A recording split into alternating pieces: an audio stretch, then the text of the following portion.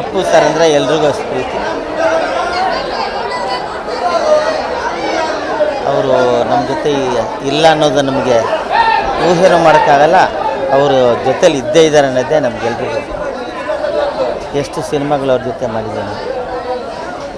ನಾನು ಇವತ್ತು ಗಾಡಿ ತಂದಿದ್ದೀನಿ A6. ನಾನು ಬರೀ ಒಂದು ಯಾವುದು ಟಾಟಾ ಇಂಡಿಗೋದಲ್ಲಿ ಓಡಾಡ್ತಾಯಿದ್ದೆ. ಅಪ್ಪು ಸರ್ ಹೇಳಿದ್ದಿಲ್ಲ ಸರ್, ಏನು ಸರ್ ನೀವು ತಗೊಳ್ಳಿ ಸರ್ ಒಂದು BMW ಅಂತೇಳಿ ಅವರೇ ಬಲವಂತ ಮಾಡಿ ನಾನು ಅವ್ರ ಮುಂದೆನೇ ಫಸ್ಟ್ BMW 535 ಗಾಡಿ ತೊಗೊಂಬಂದು ನಿಲ್ಲಿಸಿದೆ. ಭಾಳ ಖುಷಿಯಾದರು. ಅವ್ರಿಗೆ ಗಾಡಿಗಳು ತುಂಬ ಇಷ್ಟ ಸರ್.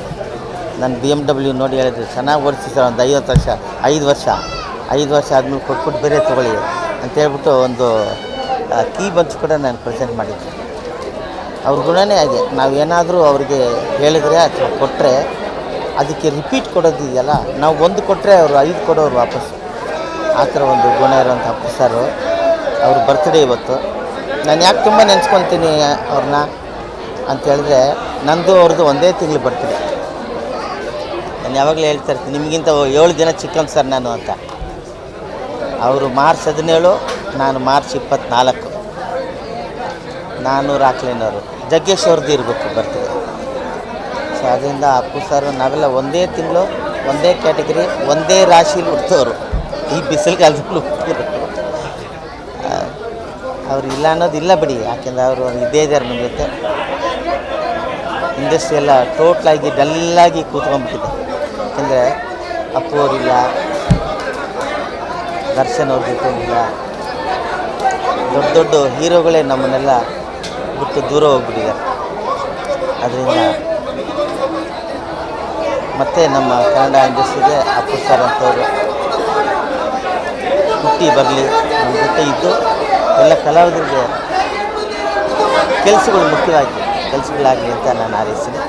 ಅವರ ಹುಟ್ಟುಹಬ್ಬದ ಶುಭಾಶಯ. ಅಪ್ಪು ಸರ್ ಆ ದಿನ ನಾನು ಮರೆಯೋಕ್ಕಾಗಲ್ಲ, ಆ ಟೈಮ್ನ ನಾನು ಮರೆಯೋಕ್ಕಾಗಲ್ಲ. ಸ್ಪೆಂಡ್ ಮಾಡಿ ಬೆಸ್ಟ್ ಮೂಮೆಂಟು, ಫನ್ನಿ ಮೂಮೆಂಟಾ ಅವ್ರ ಜೊತೆ ಇದ್ದಾಗಲೆಲ್ಲನೂ ಫನ್ನೇ. ನಾನಿದ್ರೆ ಮಾತ್ರ ಅವ್ರಿಗೆ ಭಾಳ ಖುಷಿ. ಹೌದು, ತುಂಬ ಕಾಂಬಿನೇಷನ್ ಪ್ರಶ್ನೆನೇ ಇಲ್ಲ. ನಮ್ಮನ್ನು ಬಿಟ್ಟು ಅವರು ಊಟ ಮಾಡಿದ ದಿನಗಳೇ ಇಲ್ಲ. ಶೂಟಿಂಗಲ್ಲಂತೂ ನಾವೆಲ್ಲ ಊಟ ಮಾಡಿದ್ದೇವೆ, ಬಂದು ನೋಡಿ ನಿಮ್ಮದೆಲ್ಲ ಊಟ ಆಯ್ತಾ ಕೇಳಿ ನಮ್ಗೆ ಊಟ ಕೊಡಿಸಿ ನಾವೆಲ್ಲ ಊಟ ಮಾಡಿದ್ಮೇಲೆ ಎಲ್ಲ ಕಲಾವಿದ್ರು ಅವ್ರು ಹೋಗಿ ಊಟ ಮಾಡೋರು ಅಂಥ ಒಂದು ಅವ್ರ ತಂದೆ ಥರನೇ ಸೇಮ್. ಡಾಕ್ಟರ್ ರಾಜ್ಕುಮಾರ್ ಸರ್ಗೂ ಅಪ್ಪು ಅವ್ರಿಗೂ ಏನು ಡಿಫ್ರೆನ್ಸ್ ಇಲ್ಲ, ಹಂಗೆ ಅಚ್ಚು. ಅವ್ರು ಹೇಗೆ ನಡ್ಕೊತಾಯಿದ್ರು ಇವರು ಹಾಗೇ ನಡ್ಕೊತಾಯಿದ್ರು. ಕಲಾವಿದರಿಗೆ ಅವ್ರು ಕೊಡ್ತಿದ್ದಂಥ ಬೆಲೆ, ಅಭಿಮಾನಿಗಳಿಗೆ ಅವ್ರು ಕೊಡ್ತಿದ್ದಂಥ ಆ ಒಂದು ಮರ್ಯಾದೆ, ಎಷ್ಟು ಬಾಚಿ ತಪ್ಕೊಳ್ಳೋರು ಎಲ್ಲರೂ. ರಾಜ್ಕುಮಾರ್ ಸರು ಅಷ್ಟೇ, ಅಪ್ಪು ಸರು ಅಷ್ಟೇ. ಅವ್ರು ನಮ್ಮ ಜೊತೆಗೆ ಇಲ್ಲ ಅನ್ನೋದೇ ನಮಗೆಲ್ಲ ಕೊರಗಿದೆ. ಆದರೂ ಕೂಡ ವರ್ಷ ಇದಕ್ಕಿಂತ ಹೆಚ್ಚಾಗಿ ನಾನು ಆ್ಯಕ್ಚುಲಿ 50 ವರ್ಷಕ್ಕೆ ಒಂದು ದೊಡ್ಡ ಪ್ರೋಗ್ರಾಮ್ ಮಾಡೋಣ ಅಂತ ಹೇಳಿದ್ದೆ. ಅವರು ತೀರೋಗಿ ಮೊದಲನೇ ವರ್ಷಕ್ಕೆ 24 ಅವರ್ ನಾವು ಮ್ಯೂಸಿಕ್ ಪ್ರೋಗ್ರಾಮ್ ಮಾಡಿದ್ವಿ ಇದೇ ಜಾಗದಲ್ಲಿ. ಮುಂದಿನ ದಿನಗಳು ಕೂಡ ಅವ್ರನ್ನ ನೆನೆಸ್ಕೊಳ್ಳೋಂಥ ಒಳ್ಳೆ ಸಂಗೀತದ, ಒಳ್ಳೆ ಸಾಹಿತ್ಯದ ಮ್ಯೂಸಿಕ್ ಕಾರ್ಯಕ್ರಮವನ್ನು ಇದೇ ಜಾಗದಲ್ಲಿ ಮಾಡ್ತೀವಿ.